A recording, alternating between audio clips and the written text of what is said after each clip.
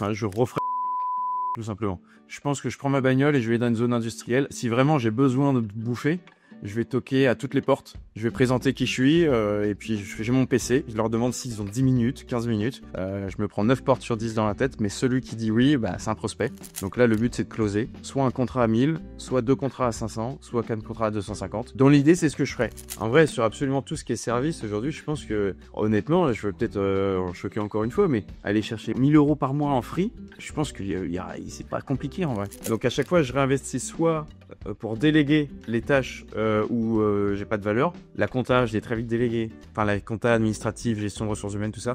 Du coup, là, on a pris quelqu'un d'autre en free pour gérer de la presta, de la production que je faisais avant, ce type de choses. Donc, je délègue là-dedans pour moi me donner du temps pour réfléchir. C'est du confort, hein. Pour réfléchir à la vision de où est-ce qu'on va. Salut à toi et bienvenue sur le concept comment générer 1000 € sur Internet le plus rapidement possible. Le concept, il est plutôt simple. Je vais inviter différents experts dans leur thématique. On va avoir potentiellement des SEO, des gens qui font du dropshipping, des gens qui font de l'affiliation, des gens qui travaillent sur Pinterest. Pas mal de personnes et de monétisation différentes. Leur point commun, c'est qu'ils travaillent tous sur Internet et qu'ils gagnent tous de l'argent grâce à Internet. L'idée avec ces invités, c'est d'avoir un petit peu leur vision et voir quel est pour eux le business model le plus simple pour générer 1000 € le plus rapidement possible aujourd'hui sur Internet. Ils nous partageront donc un petit peu leur vision, leur stratégie et leur plan d'action précis pour aller chercher 1000 € le plus rapidement possible sur Internet et voir ensuite comment ils feraient pour scale, pour aller chercher des chiffres beaucoup plus gros, voir s'ils structureraient, s'ils resteraient sur le même business model et ainsi de suite. Avant de te présenter l'invité du jour, n'hésite pas à lâcher un petit like et un commentaire, ça m'aide pour le référencement de la chaîne YouTube. N'hésite pas non plus à me recommander un invité en commentaire si tu souhaites que j'interviewe une personne en particulier par rapport à ce concept. N'hésite pas à me le dire et je la contacterai. Et sinon, tu peux retrouver dans la description un lien vers ma formation de vente de liens où je t'apprends de A à Z à monter un site de vente de liens avec notamment une étude de cas d'un site qui a généré plus de 30 000 € de bénéfices sur les 2 dernières années. Et tu auras également un lien vers mes newsletters où là je partage généralement pas mal de concrets, notamment des stratégies que je mets en place, des études de cas. Là par exemple, j'ai sorti une newsletter où je présente une stratégie que j'ai mis en place sur mes sites courant 2024 qui a très bien fonctionné et que je vais répliquer en 2025 sur l'ensemble de mon réseau de sites. Donc n'hésite pas à t'inscrire si tu veux en savoir plus. Et on se retrouve tout de suite avec l'invité du jour. Salut François, bienvenue sur la vidéo, comment tu vas?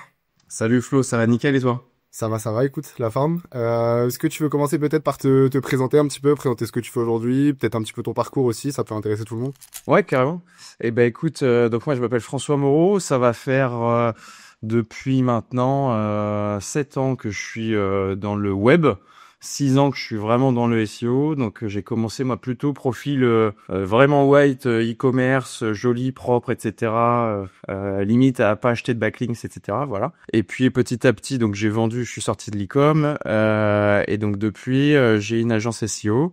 Donc ça va faire à peu près 2 ans, un peu moins. Et donc ça c'est la première structure. Donc c'est vraiment le gros focus aujourd'hui, il est dessus. Et à côté, on s'amuse en interne. On a un petit pôle bureau d'études. On a investi un peu de pognon dessus pour développer des outils SaaS SEO. Donc aujourd'hui on en a 3 avec easylinks.space, Scrappearl et Linkstats. Et on a un 3e pôle. Donc j'aime bien nous appeler les triathlètes du SEO où on fait de la vente de liens. Donc l'idée c'est pas de tout faire, contrairement à ce que certains disent un petit peu, mais c'est plutôt de créer un écosystème où chaque produit en fait répond à une demande d'un autre produit. Voilà.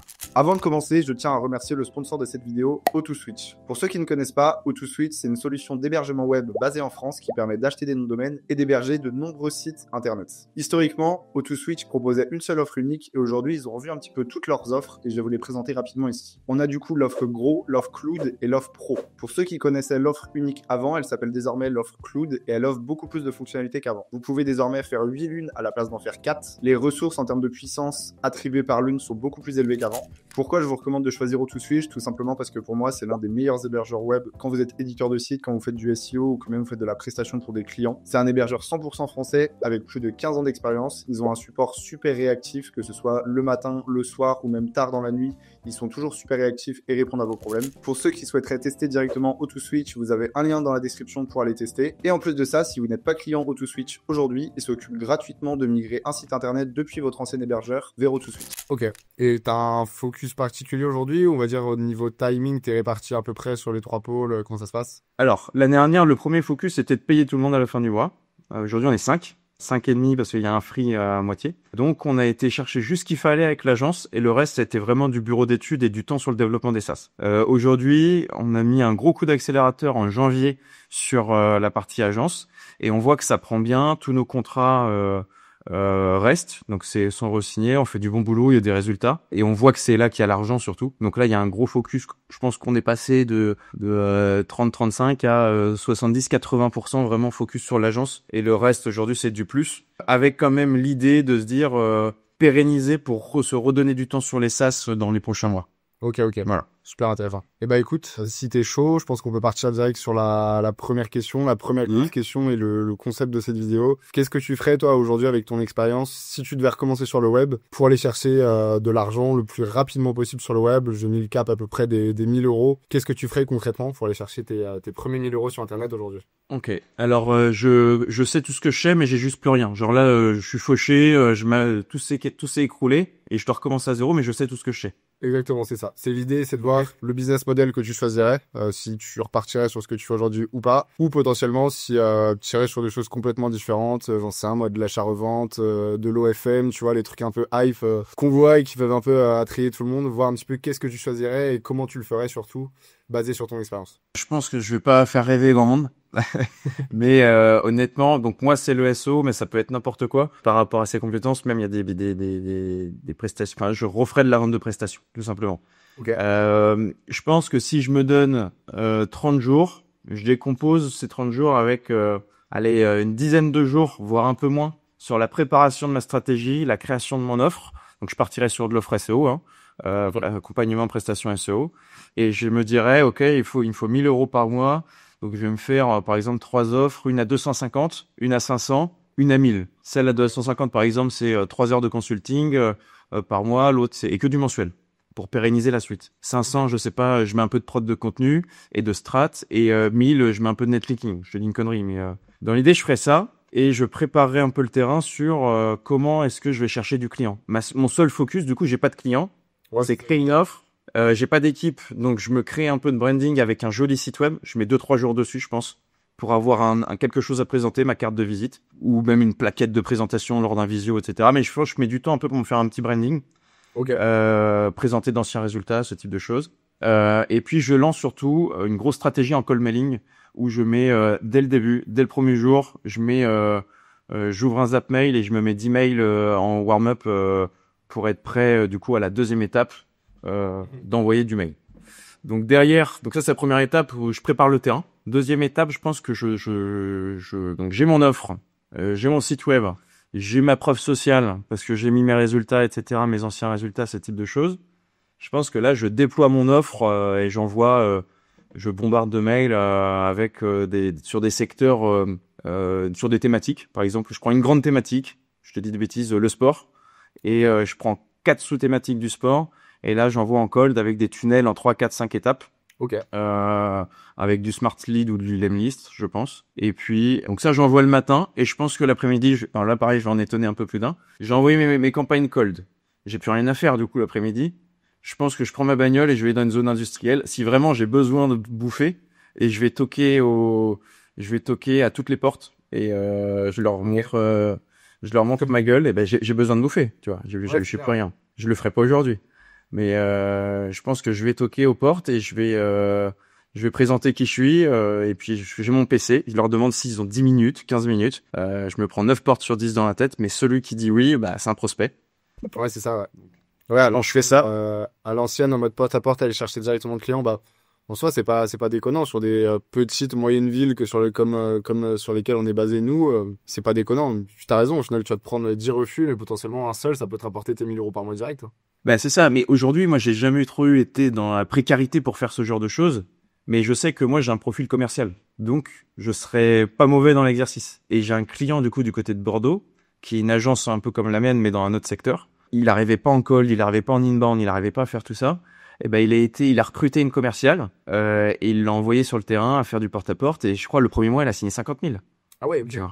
Ouais, et en fait, parce que plus personne ne le fait. Et puis, il suffit que t'as une bonne gueule, et que t'as un peu d'aura, que t'as un peu de trucs, en fait, ça passe, hein.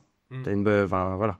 Donc, je pense que je fais ça. Après, le soir, je rentre, je fais un peu de calling. Et puis, donc ça, c'est deuxième phase, du coup, je déploie mon offre. Et normalement, j'ai même mis le soir, je publie un contenu SEO par jour avec beaucoup de valeur sur LinkedIn. Je commence doucement une stratégie inbound parce que j'ai rien d'autre à faire. Donc, voilà. Et après, là, normalement, Au bout d'une semaine, il y a les premiers rendez-vous qui tombent, hein, avec le cold, etc. Donc là, le but, c'est de closer. Soit un contrat à 1000, soit 2 contrats à 500, soit 4 contrats à 250. Dans l'idée, c'est ce que je ferais. Donc ce que je me débrouille pour transmettre un maximum de valeur, etc. Tu montres à ton client par A plus B que s'il travaille avec toi, c'est bon pour lui, avec une politique héroïste, ce type de choses. Ok. Je pense que c'est assez complet. Je pense que ouais, ça permet de voir un peu ton plan d'action. Et du coup, ouais, tu penses, avec ton expérience aujourd'hui, que le meilleur levier, grosso modo, serait le cold pour aller chercher du client de zéro aujourd'hui, en structurant des offres adaptées à potentiellement les clients que tu vas chercher, en faisant du cold, du coup, par secteur, tu disais, toi, quand même, et avoir un stratégie comme ça. Je me mets plutôt dans la peau c'est-à-dire qu'aujourd'hui, toi, comme moi, comme plein d'autres gens, même on a du réseau. Donc, on redémarrera jamais de zéro parce qu'on a déjà un peu d'expérience. Là, dans ton exercice, je me mets vraiment dans la peau de quelqu'un, au-delà qui est fauché, qui redémarre, quelqu'un qui démarre tout court. Et ça fonctionnerait avec tout, hein. Tu fais des miniatures sur YouTube, tu fais du montage vidéo, tu es un assistant virtuel pour un mec qui fait de la vente de liens. En vrai, sur absolument tout ce qui est service, aujourd'hui, je pense que, honnêtement, je vais peut-être en choquer encore une fois, mais aller chercher 1000 euros par mois en free, je pense que c'est pas compliqué, en vrai. Ah ouais, c'est beaucoup. Surtout sur une offre, comme tu disais, comme la tienne, où on est sur de la prestation SEO. Franchement, aller chercher 1000 euros par mois, ça peut être un client. Et même, finalement, dès ton premier client, ça se trouve, tu vas tomber sur quelqu'un qui a déjà un peu de budget. Dès ton premier client, tu peux peut-être passer le cap des 1500, 2000 euros mensuels, quoi, en vrai. Ah, je suis d'accord. Je pense que le 0-1000, c'est le plus simple. Le 1000, 10 000, c'est le plus compliqué. Et le 10 000, 50 000, ça redevient un peu plus simple. Tu vois, je pense que c'est plutôt dans ce sens-là. Après, t'es sur une stratégie où tu vas te structurer, il va falloir recruter, donc c'est d'autres problèmes. Mais je pense que, ouais, signer tes premiers clients, comme tu dis, à 250. Ouais, par contre, toi, tu partirais quand même sur une offre vraiment assez basse, genre 250, tu disais, où tu disais des chiffres au pif, ou tu penses que ça te paraît cohérent Non, honnêtement, je suis reparti un petit peu de ce qu'on a fait au tout départ. Comme tu sais, quand j'ai vendu l'animalerie, là, moi, je repars à zéro, hein. Je la vends le 15 septembre 2023. J'accompagne le gars 15 jours et je sais pas ce que je vais faire. Et là, je me dis, je vais lancer une agence SEO. Donc, c'est bien, il y a la trésor du cash du comptoir, du site. J'ai failli dire le domaine. De toute façon, ça peut se retrouver. On s'en fout. Mais je veux dire, sur le moment, t'es là, faut bouffer, quoi. Faut bouffer, faut pas cramer la trésor. Donc, honnêtement, tu vends, hein. Et puis, je préfère vendre honnêtement un recurring, même une maintenance de site web à 200. Nous, on en a plein des maintenances de site web à 240 par mois, plutôt qu'un audit one shot à 1200. Ouais, non, c'est clair. Enfin, comme tu dis, après, ça vient dans les questions ensuite, mais pour la pérennité, surtout, enfin là, tu nous parles de business qui sont quand même sur du long terme, on parle d'agence SEO. Faut voir dès le début, je pense, la pérennité, même si t'as faim, effectivement, et tu vas chercher tes premiers 1000 euros, c'est important direct de, plutôt que signer un one shot 1000 euros, si ton client, tu peux le signer sur 12 mois, ça te fait déjà 12 000 balles d'assuré, quoi. Bah ouais. Donc ça a une valeur. Donc c'est ça, on parlait de services et de prestations, mais plutôt aller chercher des services et des prestations où il peut y avoir du récurrent. Un mec qui fait de la miniature, c'est compliqué. Du montage, c'est pareil. Quelqu'un qui fait des ads, c'est pareil, il peut faire du récurrent, mais qui fait des ads. Enfin, tu vois ce que je veux dire. Faut vraiment aller chercher, je pense. Ouais. Ok, je vois. Et au niveau de ta structure dans tes campagnes mail, c'est assez intéressant. Tu bosserais sur, ce serait quoi un peu ta promesse, on va dire, quand tu vas démarcher en mail, tu mettrais en avant. Je sais que moi, je me faisais souvent démarcher avant, quand j'avais un e-com aussi, justement, des gens qui qui me faisaient des looms d'audit, peu de mon site en direct. Genre, c'était des looms de 3-4 minutes, mais déjà, c'est attrayant parce que tu ouvres le mail, tu vois une vidéo, tu vois la gueule du mec. Ça, j'aimais bien. Ce serait quoi un peu, toi, ta promesse, on va dire, si tu fais du call comme ça, qu'est-ce que tu mettrais en avant pour essayer de te démarquer un peu? Parce que surtout dans le secteur du SEO, mine de rien, même moi, sur mes sites de vente de liens, j'en ai assez souvent des mails, vous pourriez être meilleur que vos concurrents, vous n'êtes pas premier sur ce mot-clé, tu vois, des trucs comme ça. Ce serait quoi un peu, comment t'arriverais à te différencier, toi, un peu là-dessus? Le truc, c'est que, comme tu dis, là, tu vois, moi, je travaille avec Valentin Tommy. J'aime bien citer les gens qui bossent bien, en vrai, donc on peut le citer. Qui est notre prestataire en cold, avec qui j'étais en interview d'ailleurs il y a 2 heures, et donc on en discutait un petit peu. Et d'ailleurs lui, il a d'autres agences SEO, donc c'est pour ça c'est compliqué, tu vois. Il travaille pour nous. Donc t'es là, moi j'essaie d'avoir des stratégies un peu différentes. En vrai, t'as 3 trucs que tu peux faire, comme ça, qui me viennent à l'esprit. C'est soit du coup tu fais de la masse sur un secteur et tu mets le site en fond du gars et tu dis quelque chose de bateau. un petit peu. Bah voilà, donc nous on adore thématique sport par exemple. On adore travailler. Puis tu mets un peu d'émotion. Moi j'aime bien mettre un peu d'émotion. On est 5 dans l'équipe, on fait tous du sport. Donc là on a envie de se spécialiser dans le sport. Je trouve qu'il y a vraiment beaucoup de choses à faire. Par contre, je vois que ça pêche en netlinking. Vos balises title, il y a des choses à améliorer, mais ça on pourra en parler lors d'un rendez-vous. Bon bah vous savez quoi, vous aurez pas un quart d'heure dans la semaine prochaine. Tu dis mot thématique sport, tu lui balances 2-3 termes qui sont présents dans 90% des problèmes des pré-audits SEO, en fait c'est dedans. Donc il y a ça. Deuxième chose, tu joues un peu la fausse émotion, mais c'est-à-dire tu dis ah ouais j'adore ce que vous faites quoi. Tu fais le faux fan. Ok. Le faux fan FOFN. Ouais, précis. Ouais. Et voilà, putain, j'adore ce que vous faites, c'est incroyable. Voilà, etc. Est-ce que moi j'ai une agence SEO, mais au-delà de ça, j'aimerais vraiment qu'on travaille ensemble. Vous pensez qu'on peut discuter un peu, etc. Et sinon, t'as aller chercher de la métrique, donc avec de l'IA, de la config IA, Ok. où en fait tu te connectes à plusieurs sources d'API, enfin à plusieurs points API, pardon. Et dans ton mail, tu mets plein de variables. Typiquement, tu peux mettre vos concurrents ont variable les 4 concurrents, ce nombre de RD variable les 4 nombres de RD des concurrents. Donc vous devriez, enfin tu vois, tu mets des voilà, votre trafic est variable trafic. Créer, des trucs tangibles, ouais. C'est ça. Et tu fais une ou deux phrases clés comme ça, avec un tunnel un peu sympa où tu es de plus en plus agressif. Bah, tu vois, tu fais une méthode AIDA en 4 étapes, quoi. Et puis, enfin, ou ça ou autre. Ouais, Mais je m'y connais pas trop en mail, mais j'avais regardé un truc d'un mec qui faisait, lui, c'était de l'agence de création de contenu. Enfin, un peu sur du format court. Et lui, sur ses campagnes mail, il avait 9 étapes de relance, je crois. C'était énorme. Ouais, Par contre, il avait un taux de conversion qui était énorme, mais par contre, ouais, il avait 9 étapes de relance, que ce soit sur du mailing, du téléphone, du truc comme ça. Mais ça avait l'air de plutôt bien fonctionner quand même. Bah, les mecs qui font de la, ça c'est un truc, j'y ai réfléchi d'ailleurs, qui font des gros schémas d'acquisition pour revendre les leads et se faire 30% à rien. Bah, les agences SMMA là, si je dis pas de conneries, c'est ça. Bah eux ils ont des process, mais où t'as des setters, t'as des closers, t'as des relances de partout. Le mec pour sortir de la boucle, c'est une horreur quoi. Ah ouais, non, j'ai Et puis avec de la quand c'est bien fait, distribution de valeur de fou. Et les mecs, ils savent tellement comment ça marche, ils appuient sur un bouton, ils produisent pas, ils ont personne et ils prennent 30% sur le projet, quoi. Ouais, non, c'est l'acquisition de prospects comme ça, c'est hyper puissant dans le secteur de l'infoproduit aussi, ça fonctionne pas mal comme ça, c'est où tu vas prendre rendez-vous avec faire un call de découverte. Après, les mecs, une fois qu'ils ont ton téléphone, ils te lâchent plus. Enfin, il y a des trucs assez intéressants sur ce format-là. Mais je pense que ouais, c'est super puissant le call mailing dans ta stratégie et dans le cas où effectivement tu repars de zéro. Peu importe le levier, finalement, ce que tu proposes, que on parlait de prestations, mais même si tu fais d'autres choses, tu fais je pense que c'est quand même plus adapté à la prestation là. Mais super intéressant. Carrément. Ouais, c'est vrai qu'on a décroché un peu du sujet principal. Mais non, c'est lié. Le but, c'est de comprendre aussi un peu, de voir concrètement qu'est-ce que tu ferais et c'est quoi les stratégies qui marchent le mieux, quoi. C'est ça qui est intéressant. Ouais. Ok, écoute, disons que justement là, t'as signé potentiellement ton premier client. Donc, ou disons que t'as signé 2 clients à 500 euros. Donc, t'as fait tes premiers 1 000 euros par mois. Et maintenant, l'idée, c'est que t'as ton agence, t'es toujours tout seul, t'as tes 2 clients qui te rapportent tes 1 000 euros par mois. Qu'est-ce que tu fais ensuite pour aller, scale, tout simplement, vraiment structurer quelque chose de gros? Et puis voir aussi un peu c'est quoi ta vision avec l'expérience que tu as déjà eu avec ton agence. Si tu chercherais vraiment à monter une grosse agence avec grosse équipe, maximum de clients, peut-être du coup réduire la proximité avec tes clients, mais créer vraiment une usine à gaz, ou alors avoir plutôt une agence, on va dire, à taille humaine, en essayant peut-être de step up au niveau des offres pour faire de l'offre plus quali, du coup garder quand même une bonne marge. Ce serait quoi un peu ta vision là-dessus et comment tu ferais concrètement pour les scale ensuite? Ok. Alors, je vais te répondre avec deux axes.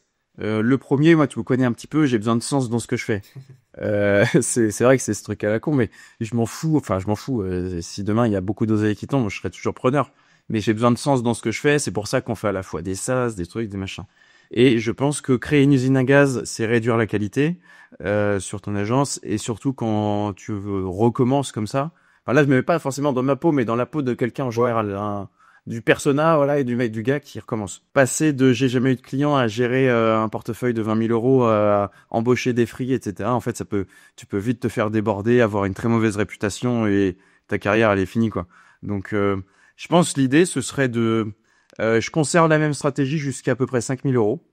Okay. C'est-à-dire, parce que si je suis freelance, je suis à 500 € la journée, on va dire. Donc j'ai 2 jours pleins. Allez, vu que je m'emmerde un peu parce que j'ai vendu que 2 jours, je bosse un jour de plus pour mes clients pour qu'ils soient contents.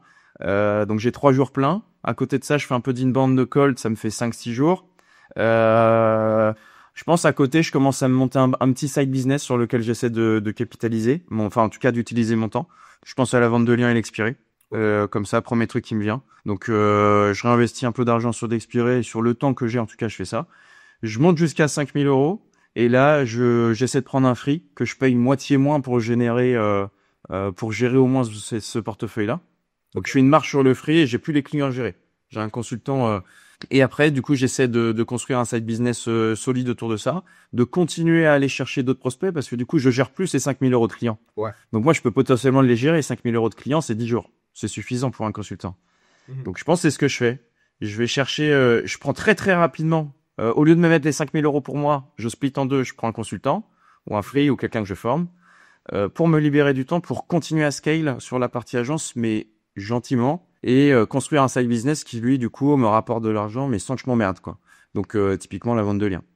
Affiliation, je connais pas ou peu, j'irai pas.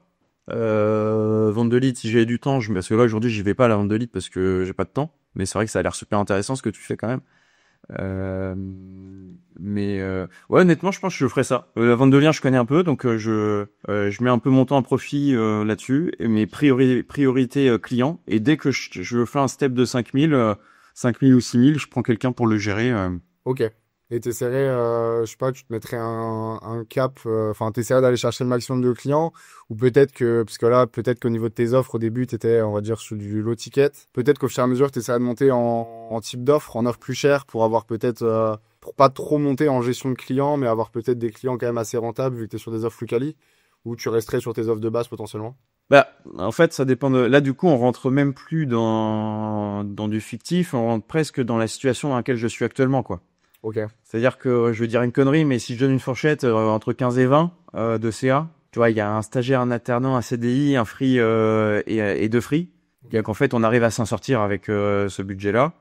Et l'idée, c'est de pas doubler. J'ai pas envie de doubler le CA parce que du coup, ça va devenir ingérable. Nous, j'ai envie de nous laisser du temps pour faire ce que je disais tout à l'heure. J'ai besoin de sens dans ce que je fais. J'ai envie de me laisser du temps pour re-aller titiller un petit peu ce EasyLinks, par exemple, que j'arrive plus à toucher j'ai plus le temps de le toucher depuis 3 mois et je vois trop de choses à faire. Donc, je me libérais un maximum de temps. Donc, priorité à la délégation et pour aller chercher je sais même pas si je réponds bien à ta question, mais l'idée en tout cas actuelle,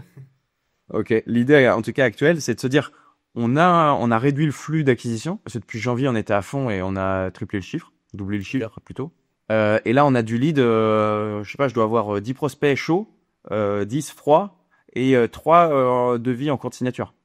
Ok. On a une trentaine de clients dans l'année, donc tu vois, ça commence à faire et ça fait moins de temps, quoi. Beaucoup plus. Donc, je préfère, moi, optimiser mon temps et mettre ça dans du SaaS avec Linkstat, typiquement, là, qu'on a lancé il y a pas trop longtemps. On commence à avoir du client et c'est du récurrent. Tous les mois, ça tombe, c'est cool. Plutôt que devenir une usine à gaz et réduire la qualité. Parce que c'est vrai que pour l'instant, on a une trentaine de clients. Il y a un client sur lequel j'ai jamais réussi à avoir de résultat. Des fois, je peux pas t'expliquer. Il y a un seul qui est parti. Sinon, tout le reste, ça s'est super bien passé. C'est que des bons résultats. Et je pense que pour maintenir les valeurs de boîte que j'ai, je suis obligé d'avoir une croissance contrôlée et pas une croissance trop rapide. Ouais, c'est clair. Après, ça engendre de l'humain, ça engendre du recrutement. Toi, ça te prend du temps sur la partie, l'humain dans ta stratégie est quand même super important, d'avoir des bons consultants, de la formation aussi, toute la partie formation sur la prise en main avec les clients et tout, ça prend énormément de temps. Donc, carrément. Donc, effectivement, scale, c'est assez compliqué sur cette partie-là, sachant que aujourd'hui, potentiellement, sur un business d'agence, tu arrives à mettre en place peut-être des automatisations sur la partie acquisition, des choses comme ça. Et sur la partie production en elle-même, j'imagine que c'est plus compliqué. Ouais. On a la chance d'avoir un développeur en interne. C'est marrant, ça, une agence SEO d'ailleurs qui a 5 personnes, un communicant et un développeur. C'est parce que je voyais, c'était Antoine Verrière qui disait ça. Il dit, lui, il disait que c'était une connerie. Il disait dans un des podcasts qu'il avait pris direct un commercial, je crois, et que lui gérait la partie prod. Et moi, j'ai pris un communicant et un dev. Mais par contre, pour le coup, on gagne tellement de temps en prod parce que Terence, il nous développe des trucs qui nous permettent d'aller beaucoup plus vite, quoi. Tu vois, à l'ancienne, au tout début d'OpenAI, il y avait le playground là, où tu pouvais jouer avec les niveaux d'intensité à droite et tout machin. Il nous a fait un truc comme ça pour la génération de contenu. On a un truc qui génère des contenus qui poste en interne, hein, qui poste direct sur les sites des clients. Là, il nous crée des petites. Ça, d'ailleurs, je pense, je vais te la filer et tu me diras ce que t'en penses. Mais il nous a créé une petite extension WordPress où, en gros, chaque article, t'as un nouveau champ. Par exemple, tu fais un article sur sur la conure soleil. C'est un oiseau. On dirait un mot-clé sur lequel t'es positionné, ça. Non, pas du tout. J'ai dit ça au hasard. Et t'écris genre, du coup, tu mets tous les champs, conure soleil, conure de soleil, animal, conure soleil, tous les champs que tu veux. Et sur tous les autres articles où il y a cette chaîne de caractères-là, ça fait un lien avec cette encre-là, et automatique. Et donc, tu vois, ce genre de truc, c'est un gain de temps de fou. La mise à jour de contenu auto sur Scrapper, là, tout, donc j'étais en train de dire qu'on était différents parce qu'on avait pris un dev et un communicant et d'expliquer pourquoi c'était quand même pas trop mal d'avoir un dev. Ouais, ça peut ça peut permettre de gagner pas mal de temps sur pas mal de tâches, ouais. Mais au final, ouais, vas-y. J'allais te demander justement sur les side business que tu comptais lancer ou dans ta stratégie de lancer à côté de ton agence. Est-ce que justement tu essaierais de lancer des sides qui pourraient bénéficier en plus à des clients ou alors vraiment sur un aspect plus kiff en utilisation à côté sur tes side business ou alors que ce soit vraiment complémentaire à ta partie agence et ton équipe sur l'agence? Alors, il n'y a pas un produit qu'on sort ou une action qu'on fait qui est pas liée à l'agence au final. Ok. Parce que tu vois, aujourd'hui, on a un générateur de PBN qui nous permet quoi? De générer des sites, enfin de remonter des sites, des petits expirés pour faire du lien à nos clients et uniquement à nos clients. On a des sites de vente de liens qui nous permettent de vendre à nos clients, mais aussi de faire des échanges sur EasyLinks. EasyLinks, ça nous permet de faire des liens à nos clients. Scrapper, ça permet de remonter des expirés. Enfin, tu vois, c'est une boucle. Des expirés, Linkstat, chaque client a son abonnement. Donc, en fait, on essaie de faire en sorte que Ranker, c'est la pierre angulaire du truc. Et tout ce qui est autour, en fait, j'ai pas envie que ce soit un foutoir. C'est pas l'idée, c'est que tout soit lié. Mm-hmm.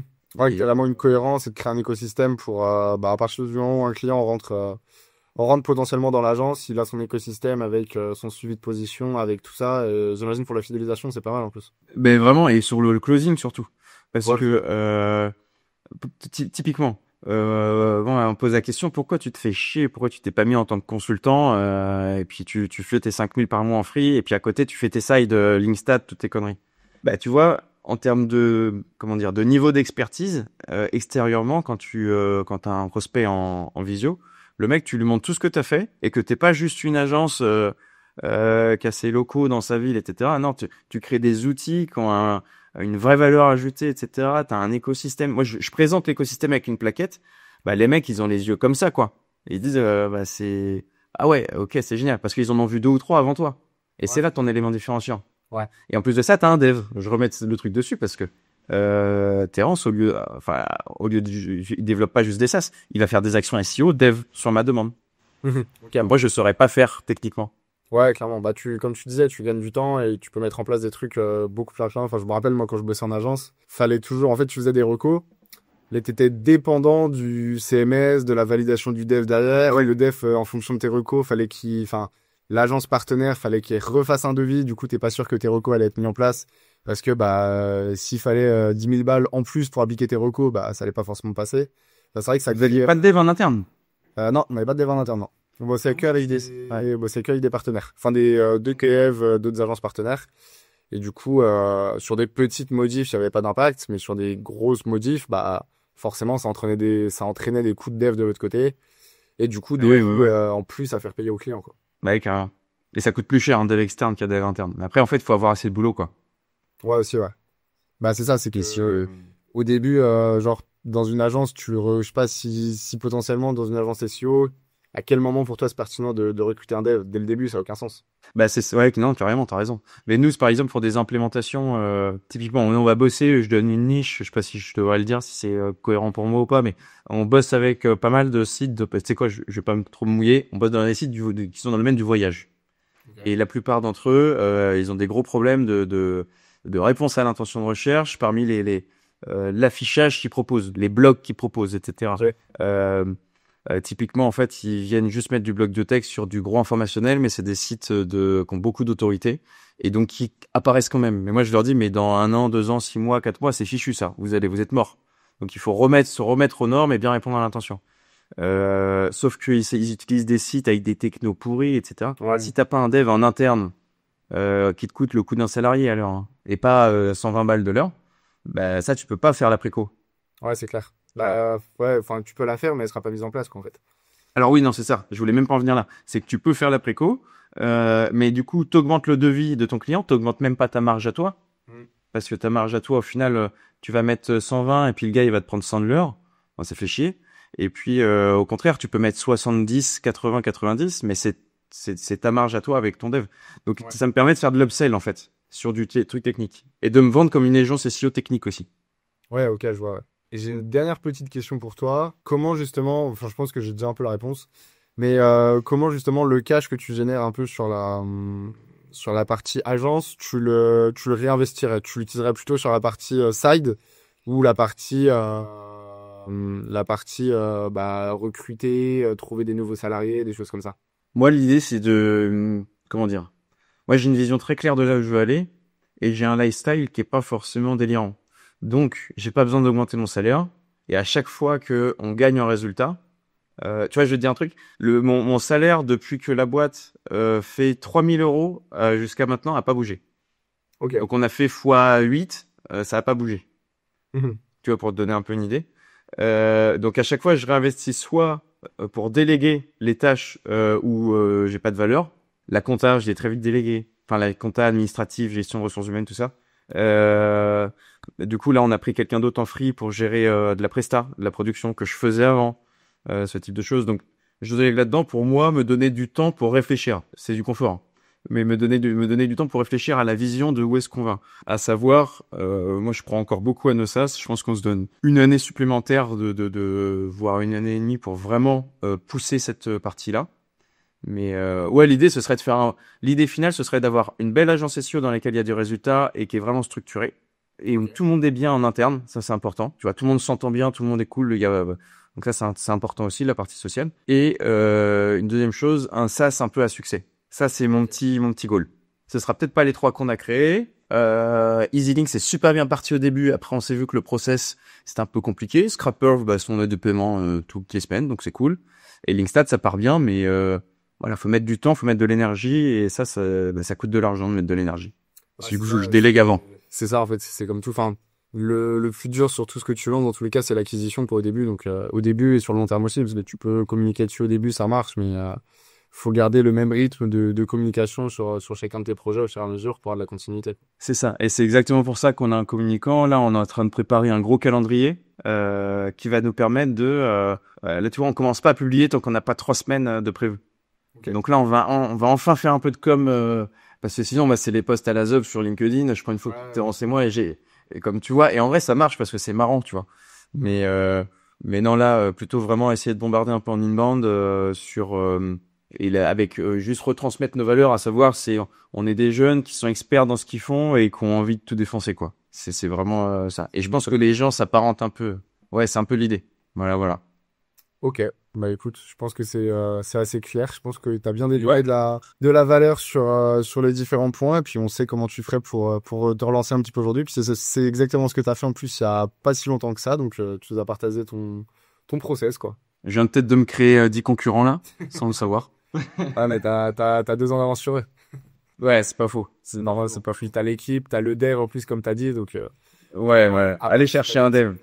par que si t'as des petites pépites, ils vont pas te rattraper si tout se passe bien. Ouais, on espère. Ça marche. Et bah, Bon bah super Flo. où est-ce qu'on peut te retrouver aujourd'hui? Alors là, beaucoup moins qu'avant, mais avant j'étais pas mal présent sur Twitter. Et d'ailleurs, j'ai reçu pas mal de messages, je passe l'info ici, où il faut absolument que je réponde à 8 ou 9, je suis plus du tout dessus. Mais je vais y revenir, je pense, au moment où la vidéo sortira, donc vous pouvez me contacter sur Twitter, c'est François SEO, LinkedIn, ou par mail, donc LinkedIn François Moreau, ou par mail à françois@agence-seo-ranker.fr. Ok. Vous pouvez aussi découvrir notre chaîne YouTube sur laquelle on documente un petit peu tout ce qu'on fait. Il y a un peu d'audit live. Là, on est en train de sortir un dico du SEO, donc on va faire un lexique pour les novices sur toutes les bonnes pratiques SEO. L'idée, c'est que ça fait un truc grandissant. Et puis, j'avais prévu 2 petits codes promo. Ouais, Je les donne. vas-y, hein. Vas-y. Fais-toi plaisir. Donc, si vous êtes plutôt team éditeur de site et que vous aimez bien l'expirer, Scrapperl peut être que votre ami, surtout en gain de temps. Donc, si vous voulez remonter des expirés avec Scrapperl, on vous offre 10% pour votre premier achat de crédit avec le code Florentin10 sur tout le mois de juin. Et pour Linkstat, donc c'est un dashboard SEO de suivi, lien cassé, suivi de position, trafic. C'est très très très complet. Vous avez 14 jours offerts dans tous les cas. Mais sur vos abonnements, c'est pareil. Je vous offre 10% annuel avec Florentin10. Voilà. Super. Bah écoute, comme c'est Pour mode nickel. ils pourront aller tester ça. Merci à toi. Merci Flo. Écoute, on se dit à vendredi, nous, du coup. Ouais, à vendredi, ça marche. Allez, Ok. salut, à la prochaine.